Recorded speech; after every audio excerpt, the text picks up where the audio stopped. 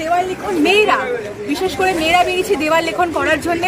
কারণ আপনারা জানেন মমতা বন্দ্যোপাধ্যায় এত সব ক্ষেত্রে মমতা বন্দ্যোপাধ্যায় মেয়েদের এগিয়ে দিয়েছেন, এবং লক্ষ্মীর ভান্ডার বলুন, কন্যাশ্রী বলুন, রূপশ্রী বলুন, সাথী বলুন, মেয়েদের জন্যই তিনি বিশেষ করে করেছেন। এটা অন্যান্য কোনো রাজ্যে নেই যেটা মমতা বন্দ্যোপাধ্যায় করেছেন। তাই মমতা বন্দ্যোপাধ্যায়ের হাত শক্ত করার জন্য আমরা মেয়েরা, আমরা তৃণমূল কংগ্রেসের যারা সৈনিক, মমতা বন্দ্যোপাধ্যায়ের হাত শক্ত করার জন্য আজকে বিশেষ করে 20 নম্বর ওয়ার্ডে প্রচারে নেমেছি। এবং মমতা বন্দ্যোপাধ্যায়, অভিষেক বন্দ্যোপাধ্যায়, প্রসূন বন্দ্যোপাধ্যায়কে ক্যান্ডিডেট করেছেন উত্তর মালদার, এবং আমরা খুবই খুশি তাকে পেয়ে।